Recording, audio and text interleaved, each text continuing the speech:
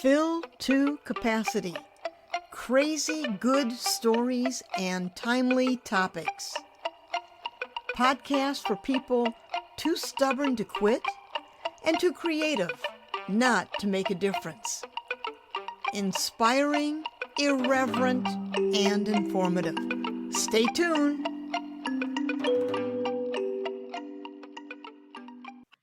Hi, I'm Pat Benincasa, and welcome to Fill to Capacity.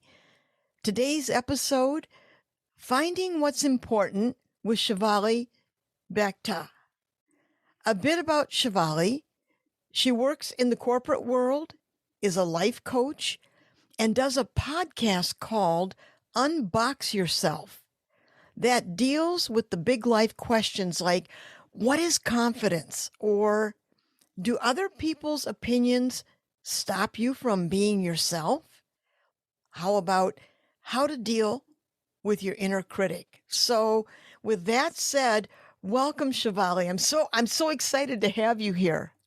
Thank you. I'm really excited to be here, and you made me sound like an important person. You are. So, okay. Tell us about your search for an authentic self, or how did this lead to a podcast? It's not like I started off looking for an authentic self, looking to be myself. It was just this feeling of being lost and not sure what I wanted to do in life, not sure who I was going to be. And I just started reading up and listening to interviews just to get myself some sense of direction. And a lot of these interviews said, find your purpose, know who you are. And I found it very frustrating because none of them talked about how. Like, how do I find my purpose? How do I figure out who I am? And I think through that process of not knowing what I was going to do, not knowing how life will unfold for me, it just somehow led me to this idea of finding myself, finding my voice, finding what I want to create in the world. And I think in Unbox Yourself is a manifestation of that. I always feel like my hands are in the clay and I'm trying to build something. And the podcast is an output from that, an expression of that. Okay, you're starting to sound like an artist, and you do. And that's a good sign. It is a wonderful sign. There's a misconception that people think that artists, because they're talented, they just launch into their talent. But the reality is we have to grow into our talent. And I think that's very similar to what you're talking about. So as an artist, we don't know the work we're about to create. We start working, and in the working, things become clear. And so when you were starting to feel this, was this when you graduated from college and you were in the world? Yeah, I think this was after I graduated, started working, and kind of had a sense of that I can make money, pay my bills, and be independent. It was right around that time. You know, it seems like we're so busy getting our education and figuring out how to make a living, because that's critically important to take care of ourselves financially. So once we get through school, it seems like the big questions when we're in real world, in real time, start to happen. So now that you've achieved this, then the thing is, what's the next step? Yeah, I think once you step out of survival, your brain starts to think about, what do I need in order to be happy, in order to thrive? Yes. And I think just from my perspective, I've led a very formula-based life, a very black and white, goal-oriented, task-oriented life. I've always struggled to be in the gray. If I would tell myself that, this is the kind of education I want to get, this is the school that I want to go to, this is the job that I want to have. And there was no room there for me to think creatively, because I think at that point, I didn't even know that I could think creatively or I could just create something from scratch for myself. I just knew the formula and I followed that formula, which I think a lot of us do. But you get to a point where there's still something missing. You follow the formula, you check the boxes, but there's still something missing. And I think that missing piece triggered something in me. It makes me wonder, for all of us, Why is it so difficult for us to be ourselves, especially when we're young? Yeah. What are your thoughts about that? I think it's as simple as not feeling safe to be imperfect.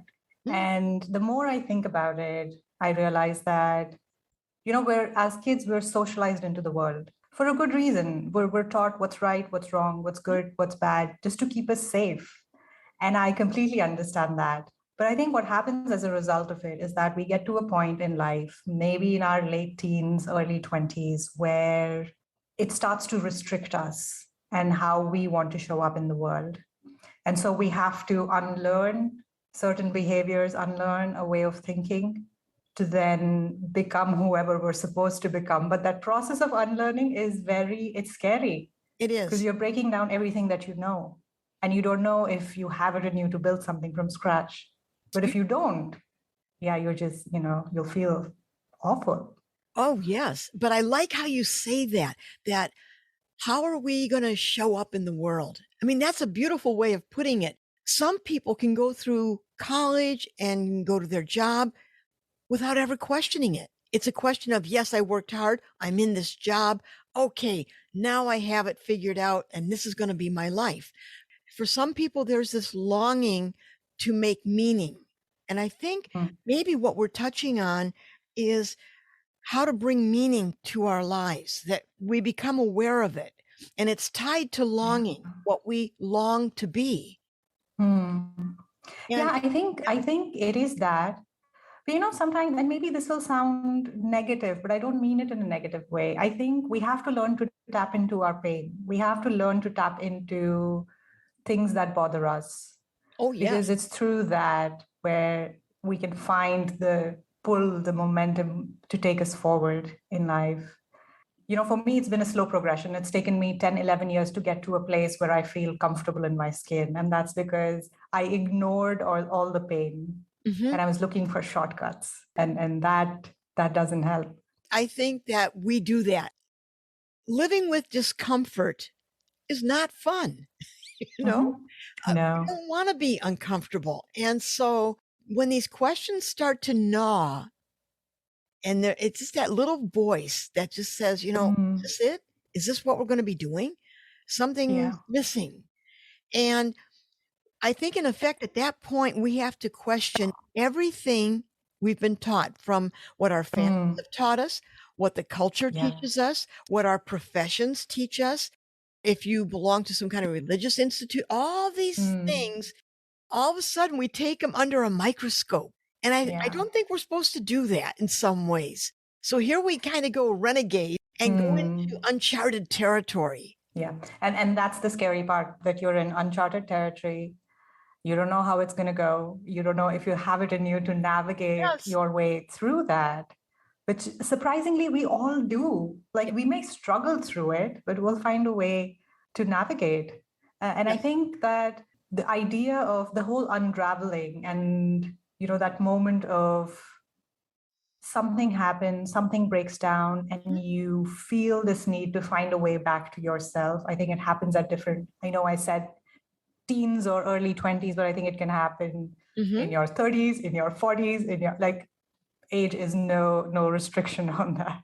That's right. I think that's really true. I think another piece to this discussion is Mm. when we start this journey, it's really important to be mindful of who we surround ourselves with.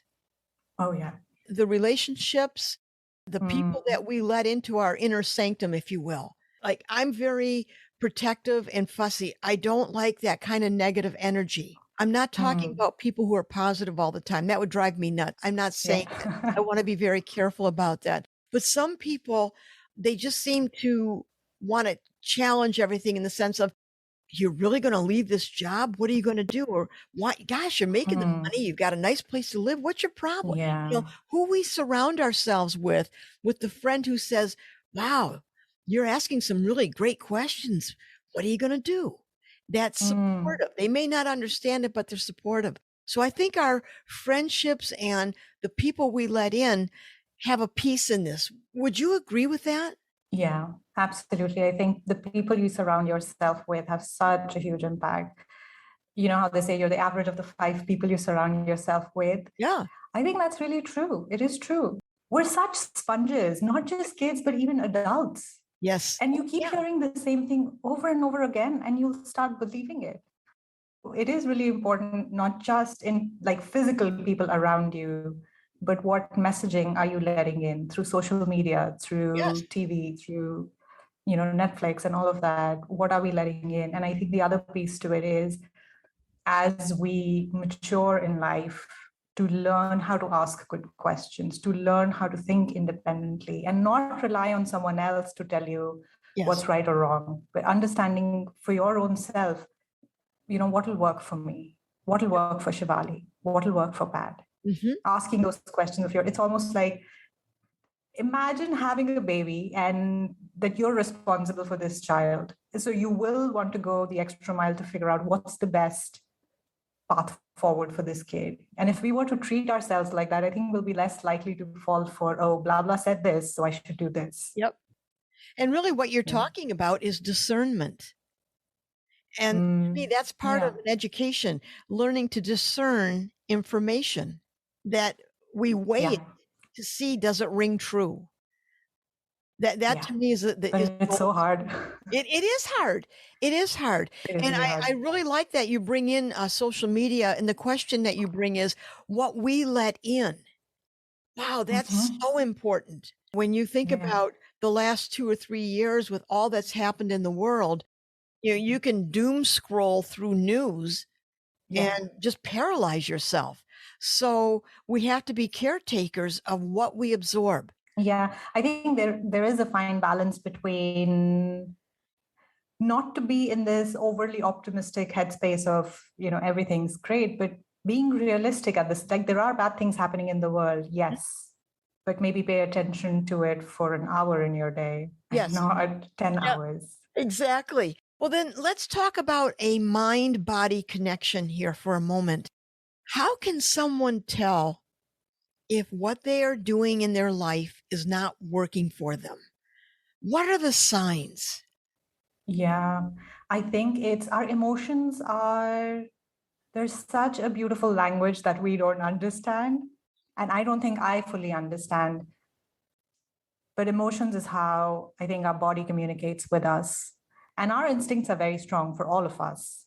As human beings, we have really, really good instincts, but we don't know how to use our instincts. We don't know how to tap into it. So I think an easy way to know that we're off track is tapping into how the body feels.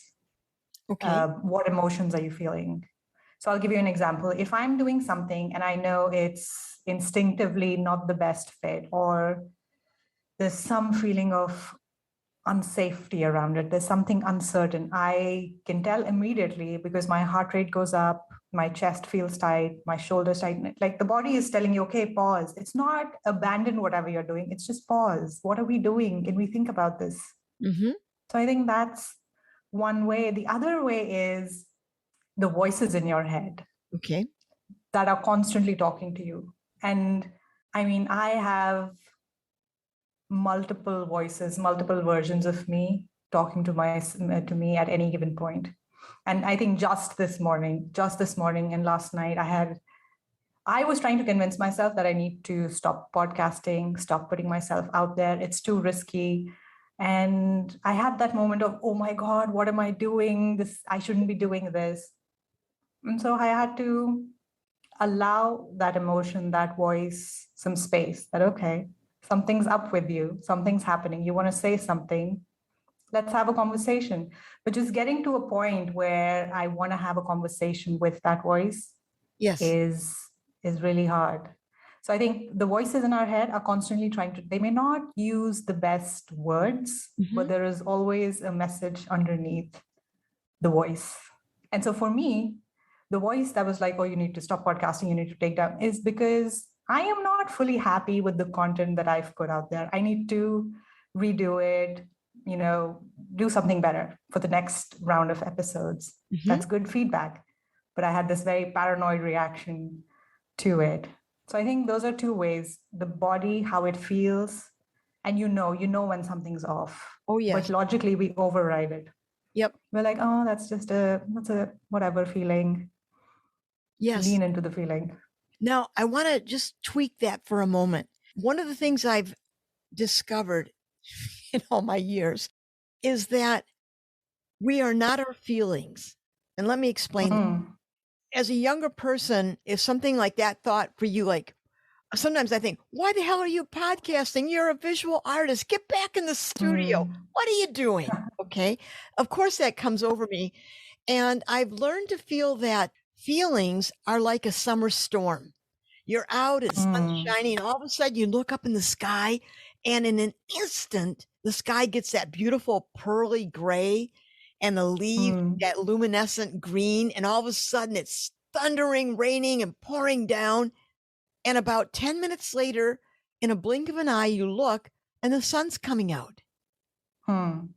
And one day I thought, yeah, that's like feelings. They come over me, but I don't have to cave into the feelings.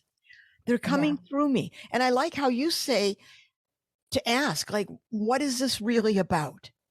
What is Mm. this really about? Yeah. If you don't mind, let me build on that. Please. So, a lot of times, how I see this is in my mind, I think of a boardroom, right? It's a huge boardroom.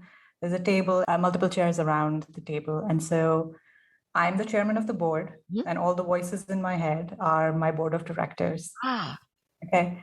Everybody has a seat at the table. And it's been very, very challenging because for a very long time, I didn't allow certain emotions, certain identities in the room, especially, the Shivali who's sad, the Shivali who feels weak, yep, not allowed, or yep. the Shivali who is constantly paranoid, not allowed.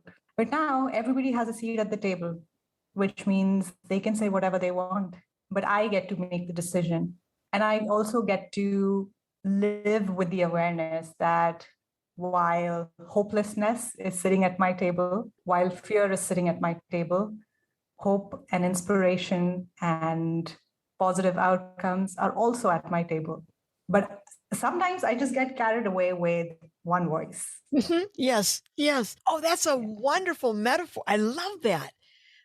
First of all, I love that you're chairman of the board because, Yes, in a taken a sense, while. well, that's okay. You're there. And so the idea that you're fully aware of all these people, all these Shivalis at the table really is a wonderful way to embrace our fullness. In Western culture, there's this, in the States, there's this constant thing about you have to be positive, you have to be happy, you have, Mm, and if you start yeah, raising questions, well, why are you negative? And somehow I think that's a lopsided discussion because we're faceted in so many ways. absolutely. So I like that in your board of directors, maybe fear is very strident that day, Hmm. or Yeah, inspiration won't have it and is at the table saying, wait a minute, I beg to differ. yeah, You allow the space for yeah. that to happen. Yeah. And you know what I've learned that all of these different sides of me, now when I make a decision, especially when it is connecting with someone or disconnecting with someone, I end up asking myself, would any of these have to leave the room? If I'm choosing to stay connected with an idea, a person, a situation, what happens to these guys? And I recently made a decision, which was very difficult, a personal decision, and my whole rationale was if I don't make this decision, then creativity will have to leave the room. Like there is no room for her then. Mm-hmm. And joy, to an extent, half of her will have to leave because that for me is linked. And Mm-hmm. so the decision for me was hard, but easy in a way that I still want all of my board of directors intact in the room. Oh, I love that. And it's a way to function through and work Yeah. through. And it's a way of honoring yourself, quite frankly. And Mhm. the opposite of that is shame. So you've built a model Yeah. here that does not succumb to shame. Like, oh, Mhm. why am I feeling this fear? Oh, what's wrong with me? If you have a board of directors, you expect fear to pop up. You expect, Yeah. inspiration and hope. I mean, that's what is the expectation of a good board of directors. They will question everything about the Yeah, operation. absolutely. They'll question everything. And we've evolved. Like, I mean, we've evolved over millions of years. And if we think about the complexity of our existence, minus the spiritual side of it, just the complexity of our physical existence, I cannot be happy every single day. I cannot be inspired every single day. I have all the spectrum of emotions, so do you. And I think it's okay. Just because I'm sad one day, just because I feel nervous one day, does not mean that I'm a sad person, does not mean that Right. I'm a nervous person, Exactly. right? Yes. Oh, Our of course. existence is more complex than that. Yes. That's a nice way of putting it. And you know what we're really talking about in one way is how to make a place for ourselves to thrive, not just survive. Yeah. As young people, we're so busy trying to survive school, pick a career, Mm. do what we need to do, please our families. I mean, the list goes on and on and on. I think at some point in our heart of hearts, we wake up one day and say, am I surviving or am I thriving? Yeah, absolutely. I think we all at some point in our life get to that question, am I surviving and am I thriving? Because I feel like the point of our existence is to thrive. Yeah. Although there are several people around the world who only get to the surviving part of it, which is unfortunate. Yes. But I think we're here for a reason. And I think the moment we get ourselves out of survival mode, intellectually, emotionally, then the mind becomes freer to think about who do I want to be? What do I want to create? How do I Yes. want to change the world, impact the world? Yes. But I think it is a process, and we get there slowly. We get there slowly, which is such a challenge, especially in current times where the narrative is everything right away, everything at the click of a button. Yes. And Doesn't happen like that. that's the other aspect. We have such a quick culture now. Everything Yeah. is so fast. I always marvel when I taught high school art, when seniors start senior year, people say, so what are you going to do with your life? What are you going to do? What are you going to be? Mm, And for a lot of creatives, they don't really know yet. And I think for a lot of yeah. young people, they know they might want to go towards an area, but we expect them to say, yes, I'm going to be this and I'm going to Mm, be that at 16 or 17. You know, when I think of yeah. myself at 16 or 17, oh my, I mean, I always wanted to be an artist and I was lucky that way. But the things that I Yeah. dreamt about at that age to who I am now is a difference of night and day. I mean, we have to grow into things. Yeah. We absolutely have to grow into things. And I think part of growing up or part of maturing is to understand that you can stand in the middle of uncertainty, you can stand in the middle of unclear future and still feel good about what's to come. Yes. I think as we grow up, when we're in school, when we're kids, things are always black and white. Yes. It's always, let's create certainty, let's figure out what major, let's figure out what college, what job, what kind of person, what kind of relationship. To an extent, maybe that's good. But I think at the same time, we need to balance it with some unstructured thinking Yes. of, yeah, maybe I want to study physics, but am I allowing myself room there to say, in 3 months, if I don't like physics, I'm going to try something else. It's Yes. okay. I don't have to have all the answers right now. You know, when you bring up the word uncertainty, I love that word. And Mm, I've always thought of yeah. it as tap dancing on quicksand. That's uncertainty. If you don't Mm, tap dance on quicksand, if you stand there, you're going to sink. yeah. Okay. But the idea Hmm. that uncertainty is not the enemy, uncertainty is not something we should dread, the not Mm, knowing. Once we figure that out, it opens that beautiful gray area of mm, contradiction and change, yeah. and Mm. it just seems to allow some breathing space for discovery. Absolutely. I think discovery, creativity, new ideas, fresh perspective come from not knowing the future, not knowing the answer. Yes. Because a lot of times I think what happens is that we start sort of we decide what the outcome is going to be. And then we mold and shape and twist ourselves in our life to get to that outcome. Yes, yes. But is that the outcome that you're supposed to reach? You don't know that. That's why, sometimes, and I think when we last connected, I brought up this idea of process over outcome, which has been such a struggle for me, Yep. but also such a gift, that I don't want to lock into an outcome. I want to focus on the process. And I know for a fact that when we're focused on the process, on the day to day, when your hands are in the clay, there is this moment when things click. Yes. And when they click, then you can commit to the outcome and go all out. But until then, can we stay in the gray? Can we just stay in that uncertainty and not freak out? Well, another way of saying it too is that what you've just described, that as you're working through process, you allow the outcome to reveal itself.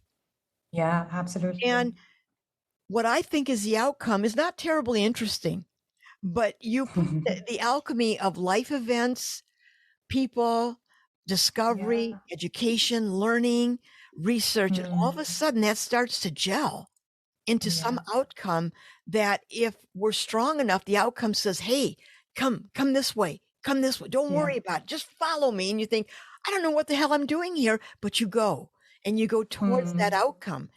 Whereas you find the outcome saying, wait, what is this? I don't want, this is not what I had in mind. I think we cap ourselves by putting on an outcome. It's like putting a lid on the jar. Oh, yeah. Yeah. I was just going to say, when you take the lid off the jar, space happens for growth. Yeah. Yeah. I feel like that's what unbox yourself is. If you have an outcome, it's like a box and you're trying to fit into that box. And that's one of the reasons why we feel so lost. Yeah. And so disconnected, because in that process of wanting to fit into the box, you've not given yourself an opportunity to express who you are, how you see the world, because you're so focused on the certainty of getting to the outcome or getting to the outcome that you know of. Yeah. If we could stay in the uncertain, in the gray, not know what the outcome is going to look like, just maybe have a directional sense of this is the way that I want to go to. Every step reveals who you are. Things come up to the surface and you realize, oh, actually, I like this. Oh, this makes me really happy. Or, oh, that doesn't make me happy. And then you don't have to fit into a box.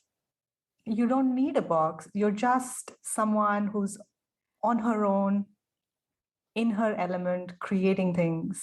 Yes. I don't know if that makes sense. Oh, it makes perfect sense. And let me just skew that for a moment, in that in the past 2+ years, the pandemic has changed everything in our world, from workplace, school, medical care, retailing. We've had social justice issues. There's so many things happening. It's almost like been on steroids, all the things that have happened. And so how do you think stressful times affect that authentic self when we're bombarded? Yeah, I think it is really challenging just because of how our makeup is as humans. We have a mind, a psyche that's been developed over in our lifetime over a couple decades, minus evolution, how that impacts it. And we have our triggers, words, looks, things happening on the outside, they tend to trigger us. So pandemic was a huge trigger point for everyone in a lot of different ways. Yes. And I think that was a major global trigger point. But little trigger points happen all day, every day. We are in a very volatile, very uncertain environment. I think that's the nature of being a human on this planet, that things are constantly uncertain, constantly volatile. And the choice is on us if we want to be reactive or if we want to be responsive, and to not be a perfectionist with that, but just making a choice that, can I create space between impulse and response? Viktor Frankl has this amazing book called Man's Search for Meaning. It's from his book. And he writes about that space between impulse and response. And that space gives you room to think, to choose, to take your power back. And from that point, whatever you do, it's an empowered choice. Yeah. So, and again, but I say this, I don't think we need to be perfect with it. We don't have to get it right every single time. It's okay to be reactive sometimes, but can we train ourselves to create that space? I think space is really the key here, Yeah. giving ourselves room to be. And that brings up another question for me. Now, you were born and raised in India. Yeah. Okay. And then you live in the States. You have this marvelous cross cultural viewpoint. Mm, You come from yeah. two worlds in a sense. And Yeah. so, how do you think that's informed and formed your opinion? Mm. Yeah, I think that has had a huge impact. I left home to come to US to get a master's degree, lived here for a few years, then moved to UK, lived in London for a few years, came back, and I had a choice, which I don't think I made that choice consciously, but I told myself to stay open to possibilities, stay open to experiences. I didn't want to move to a new country and bring the conditioning that I had as a child, as an adult who had grown up in a certain culture. And so I think my first couple years in the US, I was very much diving into, what is life like Yeah. in the US? And it's not conversations, choice of words, foods, all of that. And through that, I think I've had to find a balance of recognizing my roots and what I bring to the table versus how I have changed as a result of that exposure to a different culture, a different country, Mhm. a completely different environment. And the biggest challenge with all of that, and I noticed it in people as well, is the resistance we feel because something feels new, something feels very different. Yeah. And we feel like, oh, my guard needs to go up. I don't know what this is. Why does she look different? Or why does he look different? Why do you sound like this? Why do you eat this? Why do you have this odd idea about what the world should be like? And so it's still challenging at times because I tend to fall back into my thinking patterns. I think it's got less to do with the fact that I lived in a different country, but I think just how we think as people. We like the predictability of a set pattern of thinking, Of course. right? Yes. Yes. So it's catching yourself and telling yourself that in this moment, am I letting my conditioning make a decision for me? Am I on autopilot? Or am I being an actual human being and using my mind? So, when you go back to India, do your friends and family say, Shivali, you're so Americanized? Do they notice that? Or is that like, does that even happen? Well, I mean, I know my sister sometimes will say things like that you seem to be Americanizing and all of that, Yeah. which is, I think it's fine. It's when I resist that idea and I become defensive and say, no, I am not. I am resistance, right? That brings up something in me. Hmm. It's because I want you to see me as someone who hasn't Americanized because I want to belong. I want to belong in this relationship with my sister, right? If I'm Americanized, are we disconnected? Yeah. Right? That is happening in the back of my mind. And if she ever brings it up or if a friend brings it up, I try to just embrace it. Yeah. Yeah. Because I have changed. Yeah. Even how I talk sometimes, I don't have a thick accent of any sort, not American, not British, not Indian. It's just a mishmash. And I think I'm just trying to own it as best as I can and tell myself that I don't have to identify with the country that I grew up in or the country that I'm living in. I don't. I can just drop that and allow whatever needs to come forth Yes. without judgment. I like how you talk about, well, if she thinks I'm Americanized, I won't belong here. I won't be Yeah. connected. And I think Mhm. a part of our discussion today has really been about the need for belonging and the Yeah. need for connecting. I mean, that's our humanity, is how we connect to one another. And Absolutely. and we're living in a time that's so polarized and Mm. fragmented where there's so much discussion about why we're different. You get that gets the airtime, but the reality is Yeah. we are connected. And that Hmm. connection is the richness of human life. And Yeah. so I like that. And even as kids, when we grow up, we want to belong to our families. When we're in school, Mm. we want to be schoolmates with people. We want to belong. And Yeah. I read once that when you start changing who you are and going for different things, your tribe, your people may not applaud that. They Hmm. may not like that Yeah. you're breaking out from the family structure. Mm. So it's a Yeah. question of, I think we have to redefine how we belong. And as we Yeah. get older, we don't belong at all costs. We don't belong at the Mm. point of not questioning or succumbing to theories or ideas that in our hearts just seem not right. So, Yeah. how badly do I want to belong seems to be the question. And Yeah. if we open up that discussion, say, you know what, I want to belong, but I have to feel right about it. I have to Hmm. know who I am to belong. Yeah. And I think you've touched Yeah. on that. Yeah, and I think it's such a everybody wants to belong. We want to belong somewhere, and we look for all sorts of outlets. The popular kids to want to hang out with the popular kids in school Yep. or to be associated with a sports team. Yep. Like we're constantly looking for where do I belong? Because we're looking for something on the outside to tell us who we are, right? I'm looking for someone else on the outside to tell me, oh, this is who you are, and this is your tribe. Whereas belonging and who you are is an inside out process. Oh, yes. It's just getting progressively clear on who you are and giving yourself the freedom to walk away from whoever you want to walk away from if Yes. it doesn't feel right, like you said. And Yes. that's okay. Yes, it is.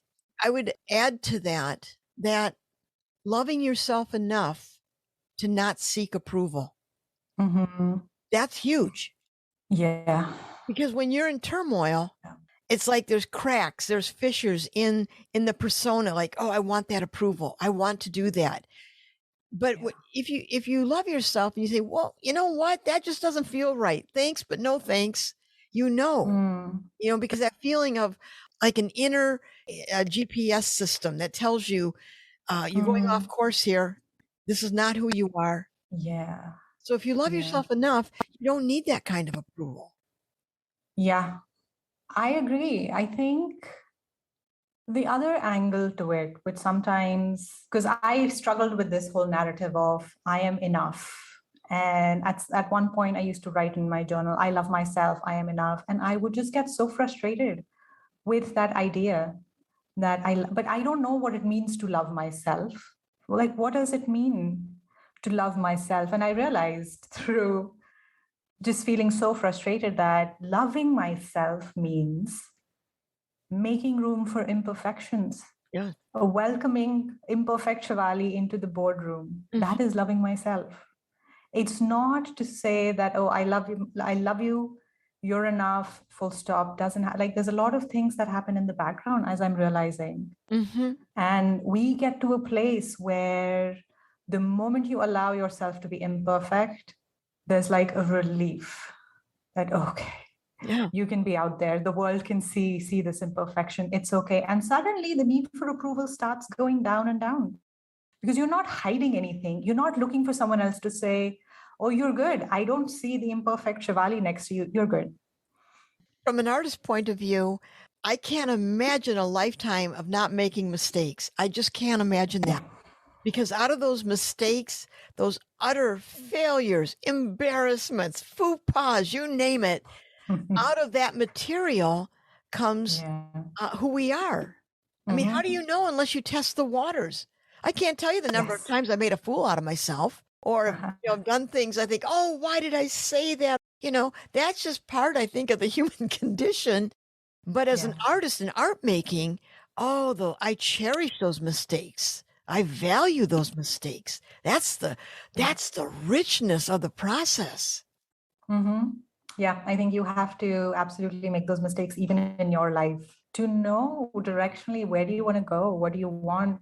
But the biggest challenge for me, and to this day continues to be a challenge, is for me to get out of my head and say, I can't solve this, whatever I'm trying to solve in my head. I need to Mhm. get out there, experiment, try something, test it out. If it doesn't work, then, try something else. Yep. But I spend a lot of time in my head thinking, oh, what if I do this? Will this work? What if I do that? Will that work? Or what if it doesn't work? Mhm. You don't know. Try it. Spending too much time in one's head is dangerous. I really Yeah. believe that because when I start mulling things over like you're talking about, I start second guessing myself. Whereas my Mm, hunch or my creative hunch or that little quiet feeling that we get, that inner voice will say, "Yep, this is it." And then all of a sudden, if I spend too much time in that head, all of a sudden I uh, start second guessing that voice. So I know for me, I got to get out of my head. I got to mm. go out the door, close it, and either research it, talk to somebody, expand the Mm, knowledge pool, or just sit with the discomfort of why something's not working. And sometimes yeah. I've even gone to bed saying, "In the morning, I'll figure it out." So I invite the Mm, night to instruct me. I invite, mm. the thoughts and, because our brains are always working. And Yeah. even in the middle of a painting, I could just, I could throw the painting across the room. And now instead, I don't do that anymore. I just get out of the studio and I think I'll sleep on it. And a day or two Yeah. later, because sometimes we make changes that our emotional self has not caught up with. Mm, In art making, oh my God, that happens all the time. I start doing things in a painting and think, whoa, where the hell are you going? And I'm going. And sometimes it's weeks or months later, I think, oh, I get it. And I think that's true in real life. yeah. Sometimes we do and say things that we have to emotionally process in our deep Mm, selves, and that's part of honoring the process. yeah. Yeah.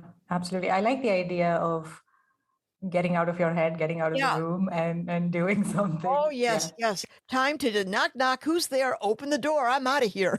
You know? So Yeah. I'd like to ask you as we come to the close of our discussion, from the vantage point of who you are now, what Hmm. advice would you give to your younger self? What advice I would give my younger self? I'm trying to think, what is the one thing I would, I think, I was very controlling. I had this very controlling behavior around, oh, this is what I want, and I will do everything in my power to get to this, Mhm. whatever the outcome is. And now when I look back, I feel that was me trying to very tightly control my experience that, oh, I don't want to fail, I don't want to feel any pain, and no rejection for me, so I'm going to do whatever I'm good at. And I think I would tell myself to make mistakes and feel the pain and sit with the pain. You've got it, it's okay. So I feel that's because tapping into that pain has led to a lot of insights for me. It's led me to see the sides of me that are imperfect. And I say imperfect, like air quotes imperfect. I don't think there's anything good or bad about them. And it's led me to opening up the boardroom for Yep. everyone. Because while there's pain, while there's heartbreak, there's also love. Yeah. And that realization has taken 10 years. So, yeah, I would say tap into the pain. I think that's pretty good advice. Very good advice. Well, Shivali, this has been a wonderful, insightful discussion today. Thank you so much. Oh, thank you so much. I loved this conversation. I hope whoever listens to it finds it valuable, gains something from it. But thank you so much for your time. Yes, and folks, check out Shivali's Unbox Yourself podcast. Don't miss it. And if you enjoyed today's Fill to Capacity podcast, please hit the subscribe button. So thank you, everyone, and take care.